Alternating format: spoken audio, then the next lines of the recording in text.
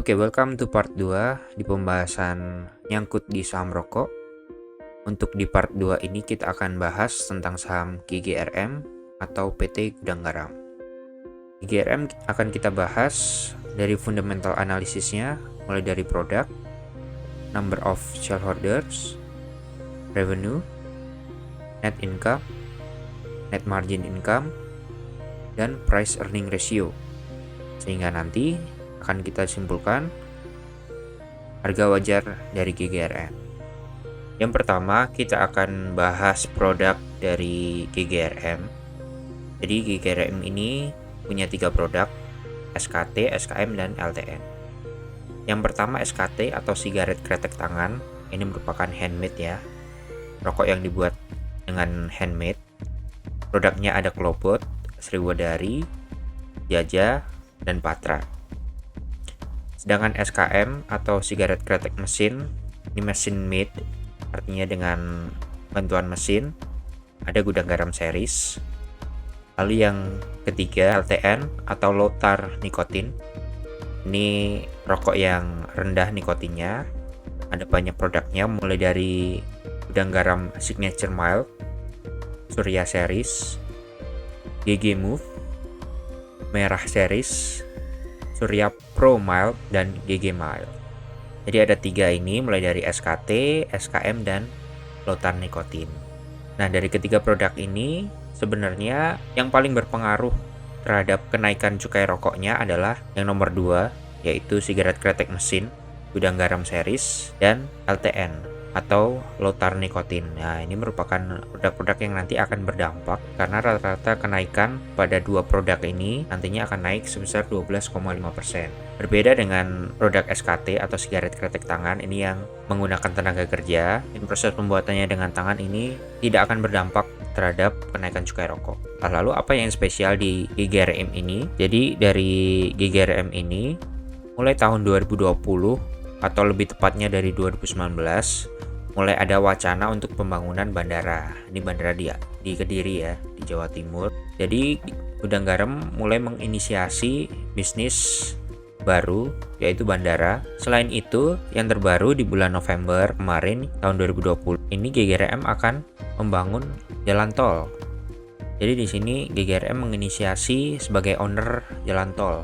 Kalau kita baca di berbagai media massa, ini saya bantu simpulkan ya, pembangunan mulai dari bandara dan jalan tol ini sebenarnya dari GGRM bukan untuk mengambil untung, tapi lebih kepada sumbangsi ke pemerintah untuk pembangunan infrastruktur. Nah, namun dibandingkan 2 produk yang lain dari HMSP maupun WIM, menurut saya GGRM ini sudah mulai mendiversifikasikan produknya. Nanti mungkin 20 sampai 30 tahun lagi rokok penjualannya tidak akan naik signifikan seperti tahun 2010 sampai 2020.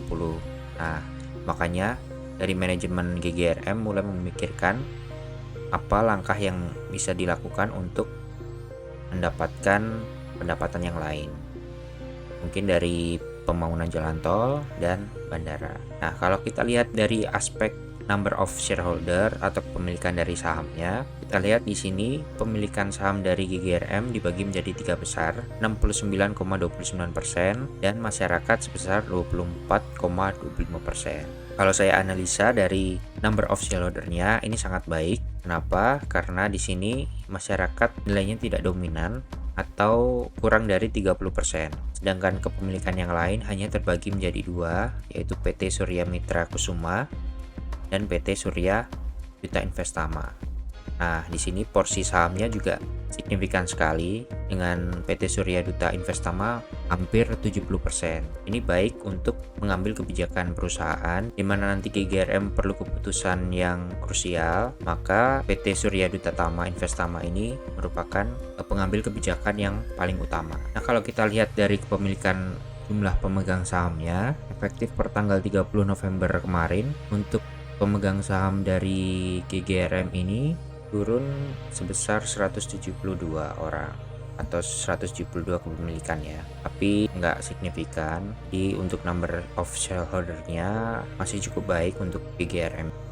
Oke, lalu bagaimana dengan revenue dari GGRM ini? Kalau kita simpulkan dari data tabel tahun 2010 sampai 2019, untuk revenue dari GGRM semuanya hijau, artinya dari 2010 sampai 2019 mengalami kenaikan. Kalau kita rata-ratakan, selama 10 tahun, GGRM ini rata-rata mengalami kenaikan revenue sebesar 12,75%. Sehingga untuk revenue dari tahun ke tahun secara year on year, mulai tahun 2010 sampai 2019 ini sangat baik. Nah, untuk quarter on quarter, kalau kita bandingkan dari diagram yang ada, dari quarter 1 tahun 2019, kita dapatkan kenaikan sebesar 3,90%. Di tahun 2019, quarter 2 ke tahun 2020 quarter 2 naik sebesar 1,70%. Sedangkan di quarter 3 sendiri mengalami kenaikan 1,98%. Sehingga kalau kita rata-ratakan revenue secara quarter on quarter dari tahun 2019 sampai 2020, kita dapatkan rata-rata 2,53%. Sehingga untuk revenue ini masih sangat baik. Nah, lalu bagaimana dengan net profitnya? Kalau kita lihat dari tabel dan diagram, mulai tahun 2010 sampai 2019, kita lihat satu kali ada penurunan di sini dari tahun 2011 ke tahun 2012 sebesar 17,99%. Yang awalnya pada tahun 2011 pendapatannya mencapai 4,8 triliun, di tahun 2012 mengalami penurunan sebesar 17,99% menjadi 4,013 triliun. Namun untuk tahun 2012 ke tahun 2019 selalu mengalami kenaikan. Nah, bagaimana rata-ratanya? Kalau kita rata-ratakan dari tahun 2010 sampai 2019, kita akan ketemu kenaikan sebesar 12,43% untuk net profitnya secara year on year dari tahun 2010 sampai 2019. Sehingga dapat kita simpulkan untuk net profit ini sendiri masih sangat baik. Nah, lalu bagaimana net profit di quarter on quarter jika kita bandingkan tahun 2019 sampai 2020? Di quarter 1 kita dapatkan kenaikan sebesar 3,73%. Namun dari quarter 2 dan quarter 3, net profit untuk GGRM kita bisa lihat turun signifikan minus 12,04%, bahkan di quarter 3 mengalami penurunan sebesar 28,26%. Penurunan ini tidak lain karena pandemi corona yang mulai ada di Indonesia dari bulan Maret tahun 2020. Sehingga untuk penjualan atau untuk pendapatan bersih dari GGRM ini mengalami penurunan. Kalau kita rata-ratakan selama 9 bulan atau quarter 1 sampai quarter 3, kita dapatkan penurunan untuk net profitnya ini sebesar 12,19%. Kalau kita analisa lebih dalam, dari revenue untuk quarter 1 sampai quarter 3 masih hijau, secara rata-rata masih naik 2,53%, sedangkan untuk net profit marginnya dari quarter on quarter tahun 2019 sampai 2020 malah turun sebesar 12,19%. Kalau kita lihat dari laporan keuangan GGRM di quarter 3 tahun 2020, di sana dijelaskan bahwa penurunan ini akibat beban penjualan yang melonjak, tidak lain karena pandemi corona yang melanda Indonesia pada bulan Maret tahun 2020 yang menyebabkan net profit dari GGRM ini turun bahkan mencapai 28,26% di quarter 3-nya. Nah, lalu bagaimana dengan net profit margin?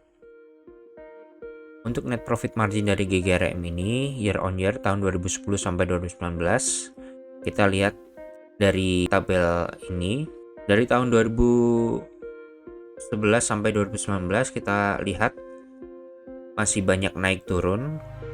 Kalau kita simpulkan untuk net profit marginnya secara rata-rata tahun 2010 11%, 2011 11,68%, sampai tahun 2019 ini 9,84%. Kalau kita rata-ratakan kita dapatkan untuk net profit margin dari GGRM ini di rentang 9,22%. Namun untuk persentasi perubahannya dari tahun ke tahun ini masih minus, walaupun sangat tipis, minus 0,16%. Nah, untuk net profit margin dari quarter on quarter tahun 2019 sampai 2020, kita bisa lihat dari tabel dan diagram. bahwa tahun 2020 ini mengalami penurunan dari kuartal 1 sampai kuartal 3. Kalau kita rata-ratakan, penurunannya mencapai 15,01%. Nah, lalu bagaimana price earning ratio dari GGRM? Kalau kita lihat dari tabel yang sudah saya buat di sini, saya simpulkan untuk tahun 2010 sampai 2019 untuk price earning ratio kita bisa lihat untuk tahun 2010 sebesar 18,56 kali, 2011 24,39 kali, tahun 2012 26,99 kali, sampai di tahun 2019 kita dapatkan price earning ratio-nya sebesar 9,42 kali. Kalau kita rata-ratakan atau kita average dari price earning ratio GGRM ini, kita dapatkan dari tahun 2010 sampai 2019 untuk rata-rata per GGRM ini sebesar 19,52 kali. Nah, lalu bagaimana dengan price earning ratio sampai dengan kuartal 3 tahun 2020? Kalau kita lihat current price-nya di tanggal 13 Januari ini, kita dapatkan di harga closing sebesar Rp41.450 per lembar sahamnya. Dengan earning sampai dengan kuartal 3 tahun 2020 sebesar 3.913. Sehingga kita dapatkan price earning ratio atau PER sampai dengan sekarang adalah 10,59 kali. Nah, dengan rata-rata PER tahun 2010 sampai 2019 sebesar 19,52 kali, artinya saham GGRM sekarang ini masih sangat undervalue atau masih jauh dari nilai intrinsiknya. Jadi berapa harga wajar GGRM ini? Kalau kita hitung dari PER rata-ratanya, kita kalikan dengan earningnya sampai dengan kuartal 3 tahun 2020, maka kita dapatkan harga wajar untuk GGRM sebesar 76.385 kali. Ini masih sangat jauh dari harga sekarang current price-nya yang hanya dinilai sebesar Rp41.450. Nah, lalu berapa margin of safety atau diskon yang kita bisa dapatkan kalau kita beli atau kita mulai nabung saham atau kita invest saham GGRM? Kita dapatkan margin of safety-nya sebesar 45,74%, sehingga masih sangat aman untuk teman-teman yang mau membeli saham GGRM ini karena margin of safety-nya masih sangat jauh. Ini sebesar 45,74%. Nah, lalu bagaimana kesimpulannya untuk saham GGRM ini? Kalau kita review dari produknya, GGRM mulai melakukan diversifikasi untuk jangka panjang. GGRM mulai membangun bandara, mulai terjun ke bisnis jalan tol sebagai owner. Itu merupakan sentimen yang positif karena mungkin 20-30 tahun lagi penjualan rokok mungkin tidak akan sesignifikan sekarang. Makanya dari manajemen mulai memikirkan bagaimana GGRM tetap harus bisa survive 20-30 bahkan 50 tahun lagi dengan diversifikasi produknya. Lalu bagaimana dengan number of shareholders atau jumlah kepemilikan lembar sahamnya? Kalau kita analisa, kepemilikan masyarakat atau publik hanya sebesar 24,25%, sehingga sangat baik. Dan tadi sudah kita bahas kalau pembagian persentase sahamnya sangat baik, besar hampir 70% tadi dimiliki oleh PT Surya Duta Investama. Sehingga kita berikan checklist oke untuk number of shareholder-nya. Lalu bagaimana dengan revenue? Untuk year on year mulai dari tahun 2010 sampai 2019 kita dapatkan revenue dari GGRM ini selalu naik selama 10 tahun dengan rata-rata kenaikan sebesar 12,75%. Sehingga ini sangat baik. Lalu kalau kita lihat current value-nya atau current revenue-nya dari tahun 2019 sampai 2020 secara quarter on quarter ini naik sebesar 2,53%, sehingga secara revenue GGRM ini sangat baik. Lalu untuk net profit margin secara year on year dari tahun 2010 sampai 2019 naik sebesar 9,22%. Tapi untuk net profit margin dari tahun 2010 sampai 2019 kita dapatkan rata-rata kenaikan untuk net profit margin sebesar 9,22%. Namun untuk persentase dari net profit marginnya itu mengalami penurunan sebesar 0,16%, sehingga kita dapat simpulkan untuk year on year-nya oke. Namun untuk quarter on quarter ini turun sebesar 15,01% karena dampak pandemi, sehingga kita simpulkan untuk net profit margin secara quarter on quarter ini not oke ya. Untuk net income secara year on year naik selama 9 tahun dari 10 tahun. Secara average ini naik 12,43%. Hingga oke. Untuk quarter on quarter turun rata-rata 12,19%, sehingga dapat kita simpulkan untuk quarter on quarter ini not oke ya. Nah, lalu untuk price earning ratio-nya kita dapat simpulkan untuk saham GGRM ini masih sangat undervalue, sehingga kita dapatkan margin of safety-nya masih di angka 45,74%. Sehingga dapat kita simpulkan untuk PER dari GGRM ini masih oke. Nah, lalu bagaimana kesimpulannya untuk saham GGRM atau gudang garam ini? Untuk short invest dengan mempertimbangkan revenue, net profit margin, net income, dan price earning ratio ini sangat baik ya. Justru sekarang waktu yang tepat untuk membeli saham GGRM karena nilai price earning ratio-nya yang masih sangat rendah dibandingkan rata-ratanya, dan dengan dampak pandemi ini mengakibatkan banyak sekali investor yang melepas saham GGRM, sehingga mungkin kita bisa koleksi dengan strategi BOW atau buy on weakness, sehingga kita bisa secara teknikal juga kita mendapatkan keuntungan yang maksimal. Untuk mid invest 3-5 tahun juga masih sangat oke, karena kalau kita lihat dari revenue tahun ke tahunnya masih meningkat. Tadi kita lihat 12% bahkan di atas itu.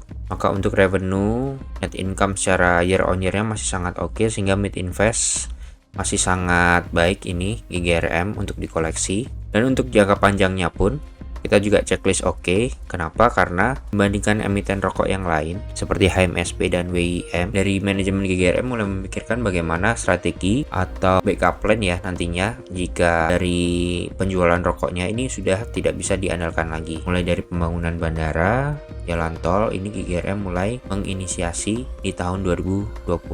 Dan untuk bisnis seperti jalan tol dan bandara itu, untuk break even point-nya atau BEP-nya tentu akan membutuhkan waktu yang lama, sehingga untuk long invest untuk lebih dari 5 tahun ini sangat baik. Oke, itu aja untuk pembahasan kita dari fundamental analysis dari saham GGRM. Jadi teman-teman yang mungkin nyangkut di saham rokok ya nggak usah khawatir, karena jika teman-teman masih punya hold atau akan berinvestasi di saham GGRM, ini sangat baik secara fundamental analisisnya ya. Cuman teman-teman jangan langsung beli, tetap lihat kondisi pasarnya, lihat sentimennya, bagaimana cara masuknya, jangan sampai teman-teman beli di harga tinggi.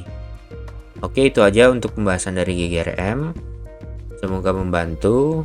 See you on the next video.